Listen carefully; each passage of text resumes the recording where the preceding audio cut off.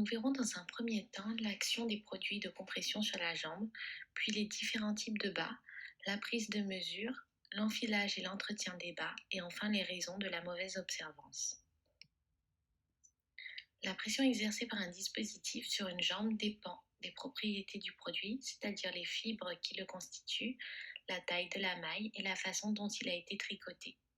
Elle dépend aussi de la morphologie de la jambe, prenant en compte les mensurations du patient, son activité et sa posture. Ces produits de compression agissent par réduction de la dilatation des veines, ce qui permet une diminution du diamètre veineux et une augmentation de la vitesse sanguine. Il y a donc une lutte contre la stase veineuse et la circulation sanguine est meilleure, ce qui permet une réduction de l'œdème. Les bas de compression sont classés selon leur force.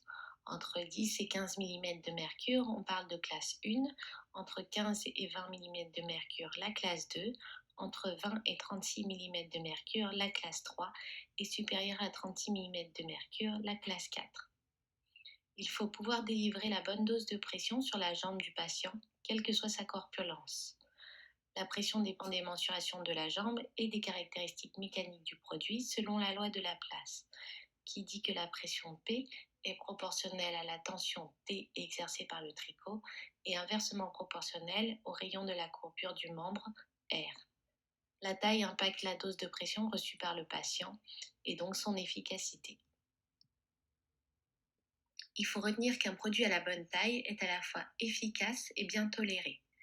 Donc si les mensurations de la personne ne rentrent pas dans le tableau de taillage, il faudra soit changer de marque, soit passer à du sur-mesure. C'est pourquoi un taillage adapté à chaque morphologie est nécessaire et la prise de mesure est capitale. De plus, si on est entre deux tailles, on choisira la plus petite si la personne a l'habitude d'en mettre et on choisira la plus grande si c'est la première fois pour éviter la difficulté d'enfilage.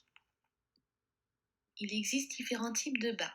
Les bas jarrets ou chaussettes de contention qui s'arrêtent au niveau du genou, les bas cuisses qui s'arrêtent au niveau de la cuisse et sont maintenus par une bande en silicone, et les collants.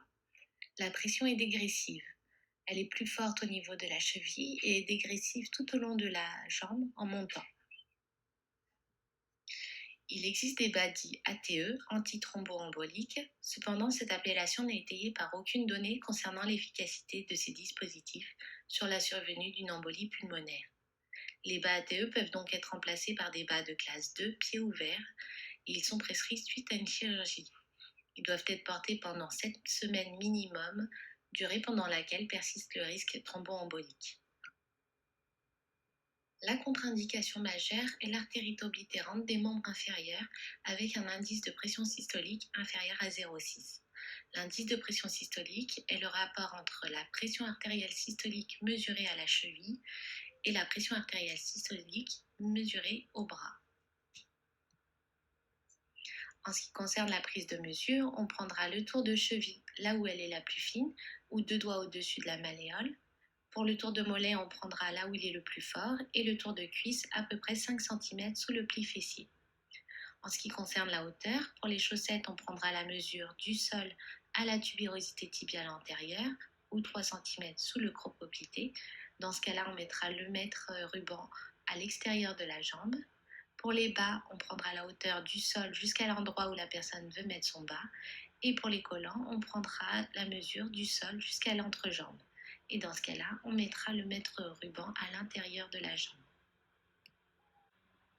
La mesure doit être faite de préférence le matin, avant l'apparition éventuelle d'œdème, sur le patient debout, jambes dénudées et sans chaussures. On doit mesurer les 2 jambes et en cas de renouvellement, il faut toujours vérifier que les mensurations du patient n'ont pas changé.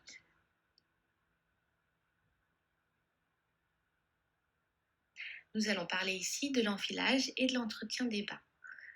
Pour enfiler le bas, on le retourne jusqu'au talon, puis on passe le coup de pied et on place bien le talon au bon endroit pour que la pression exercée au niveau de la cheville soit la bonne.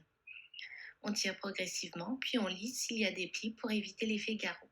La chaussette doit arriver sous le creux poplité. Pour l'entretien, on les lave à 30 ou 40 degrés, soit à la main, soit en machine sur programme délicat. On proscrit l'assouplissant et le sèche-linge et on va les sécher à plat, loin d'une source de chaleur ou à l'abri du soleil.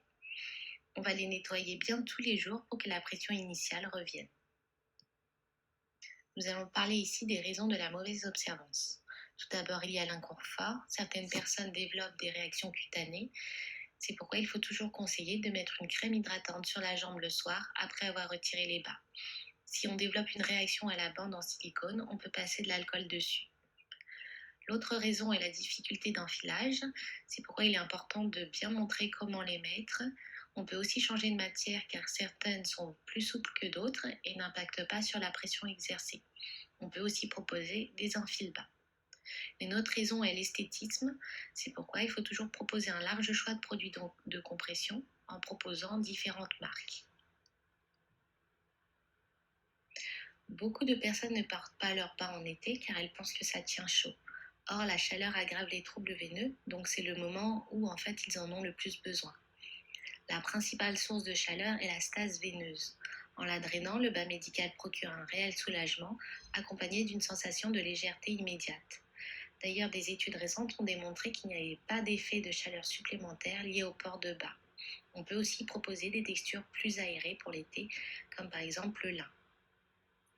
Une autre raison est le fait que le bas ne tienne pas sur la jambe. C'est le cas lorsqu'elle n'est pas assez musclée. Dans ce cas-là, on proposera des collants ou des chaussettes, voire des porte-jartelles. Il peut tomber s'il est aussi mis trop haut. En effet, il y a alors une pression qui est exercée sur la bande en silicone qui le fait tomber. Dans ce cas-là, on met le bas un peu plus bas. Une autre raison est le fait que la chaussette roule au niveau du genou. Dans ce cas-là, on proposera des bas cuisses. Et il n'y a pas de différence d'efficacité en fonction de la hauteur du bas. En revanche, le risque de pose incorrecte ou d'effet garrot fait préférer le port de chaussettes. Par exemple, lorsqu'on est en position assise prolongée, il peut y avoir aussi un effet garrot avec les bas cuisses, donc on donnera des chaussettes. Ce qu'il faut retenir, la taille du bas a un impact sur le dosage en pression et donc sur l'efficacité du traitement. Il faut toujours donner un bas qui correspond aux mesures. Si le patient n'entre pas dans le tableau de taillage, il faudra alors changer de marque ou faire du sur-mesure. On prend les mesures le matin si les jambes ont tendance à gonfler.